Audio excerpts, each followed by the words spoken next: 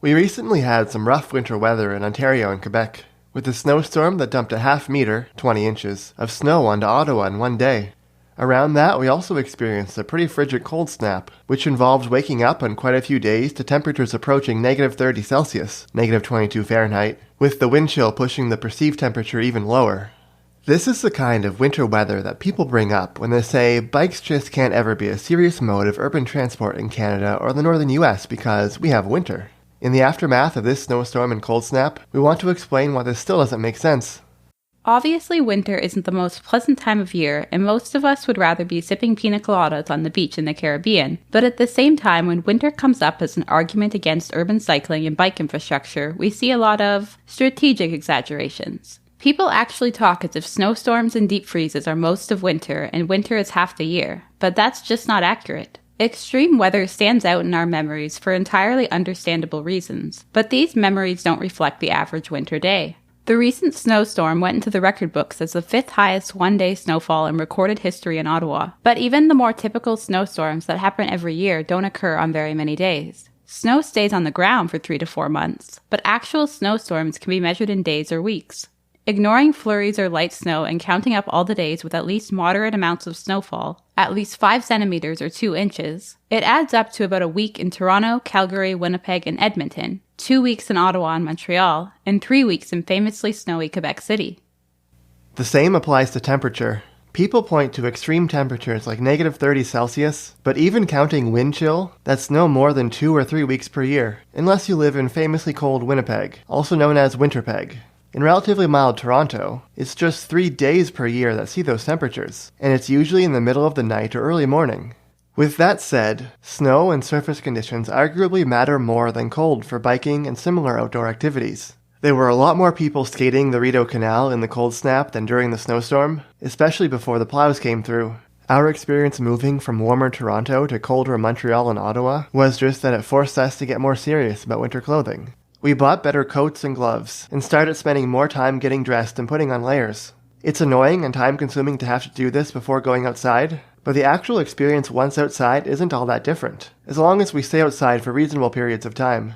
We've never lived in Winnipeg, but we assume that people there are even better at preparing for and tolerating cold temperatures.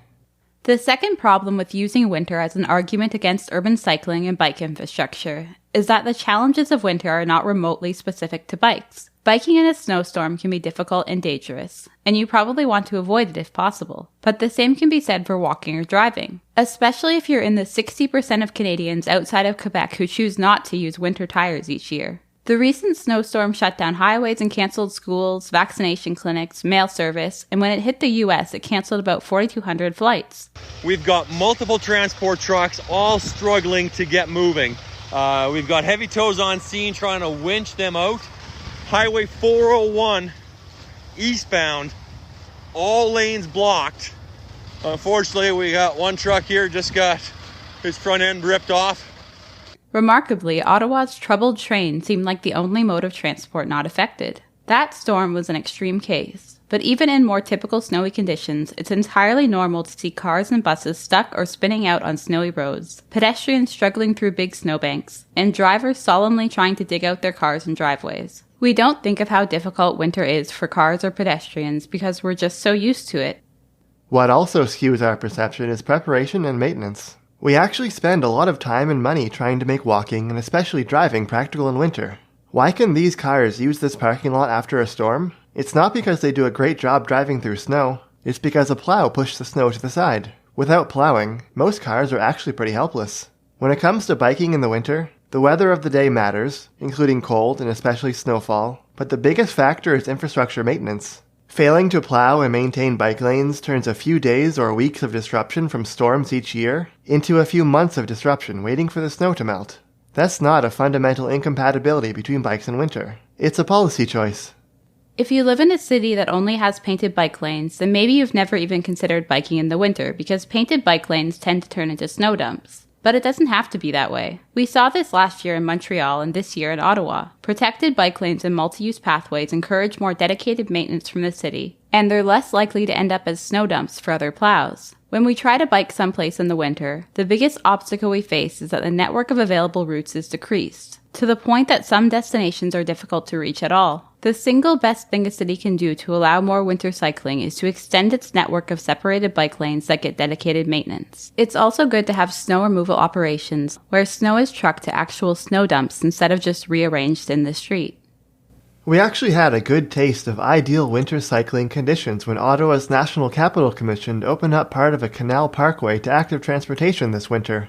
It's a modest 2 kilometers long and only open on the weekends, so it's aimed more at recreation, but it's hard to bike down here and still think that bikes are somehow fundamentally incompatible with winter. When given a wide and clear route without the threat of cars, biking in the winter actually feels pretty carefree and accessible.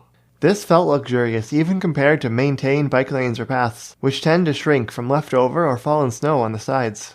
This is a bigger problem on two-way paths, because they can put you too close for comfort to oncoming cyclists. This is one of the reasons we like Montreal's Rev on Saint-Denis so much. Some cycling critics have questioned the wide one-way lanes as excessive, but they're especially useful in the winter with all the snow around. In this video, we've tried to provide a reality check on Canadian winter. Cycling critics often talk as if winter is 6 months of constant snowstorms and deep freezes, but in reality, a normal Canadian winter involves 3 to 4 months of snow on the ground with under a month of more extreme weather, spread throughout the season. This harsh weather can be unpleasant and disruptive, but it's a challenge for most forms of transport, even walking and driving. But for those modes, we don't give as much thought to the disruption, because we're used to preparing for and dealing with it. Take that away though, and winter can be much more chaotic. A snowfall that's considered modest in a northern climate can cause complete traffic pandemonium and school cancellations in a southern climate, because they just aren't used to that weather. Their cities don't have many snowplows, no one at all has snow tires, and people aren't used to driving with any snow on the ground. With some exceptions, that basically corresponds to our level of winter preparation for bikes in Canada, even though we have winter every year. As a result, winter in Canada sees about 10% as many cyclists as summer, based on city bike counters in Calgary and Ottawa. One simple reason to think there's potential to develop more of a culture of biking in the winter is to look at all the other things we do outside in the winter. So many Canadians think you're crazy to even look at your bike after October, but they wouldn't think twice about someone walking, jogging, skating, skiing, sledding, or snowboarding in the same conditions. We already mentioned the Rideau Canal, which attracts 20,000 people per day in the depths of winter to skate, despite the cold and, with the help of plows, despite the snow. Far from being considered an extreme sport accessible only to dedicated enthusiasts, it's a very popular family activity, and half the kids can skate circles around us. It's the second biggest tourist attraction in Ottawa, after Parliament. Another comparison is walking. Some bike counters in Calgary and Ottawa record pedestrians too, and they find that pedestrian traffic stays much stronger than cycling traffic through winter. Apple mobility data, based on direction requests in Apple Maps, doesn't include cycling, but it does also find that walking volumes stay pretty strong during the winter, only falling a bit more than driving volumes. Canadians are not fundamentally unwilling or unable to brave cold winter conditions without the protection of a car. The especially steep drop in cycling through the winter has to be explained by other factors, whether routes becoming unavailable, or concern about bike maintenance through the winter, or people just never considering biking in the winter as something you can even do. That was the case for us until we moved to a bike-friendly part of Montreal last year and saw how many people bike throughout the winter. The numbers were modest compared to the summer, but consistent enough that it was hard not to notice that with good infrastructure and maintenance, winter cycling is in fact possible. We mentioned that you probably want to avoid traveling in a snowstorm if possible, whether you're on a bike, in a car, or on foot. But obviously some people don't have the luxury of staying home when the weather is bad, and they have to prepare and make the best of it. People who need to walk in the worst winter conditions dress in layers and get good winter boots, maybe with ice cleats. People who need to drive in the worst conditions prepare by getting winter tires, preferring a four-wheel drive vehicle, and maybe getting tire chains. When it's especially cold, they plug in their vehicle overnight to power the block heater to make sure their car can start in the morning. Along these lines, there are lots of ways that cyclists can prepare to better handle cold or bad surface conditions, from bar mitts to winter tires. We actually know someone who uses studded tires to ride on the frozen Rideau Canal. With that said, you don't have to go all in with preparation, because winter cycling doesn't have to be all or nothing. It's perfectly fine to bike on nicer days, but drive if it's too cold, or take the train if there's too much snow and ice that hasn't been cleared. The point of this video is not that anyone needs to bike every day of the year, only that we need to get past the mental block we have where we assume that bikes are fundamentally incompatible with winter. If you're considering getting into winter biking yourself, Montreal YouTuber Paige Saunders just released a good introduction. When I first moved to Montreal, I thought of cycling as an uncool way to get around for children and idealistic environmental hippies. And we also really enjoy Calgary-based channel Shifter on winter cycling too. Thanks for watching through to the end of the weather report. Don't forget to bike in the winter and subscribe. And as always, a special thanks to our supporters on Patreon who help keep the bike lights on.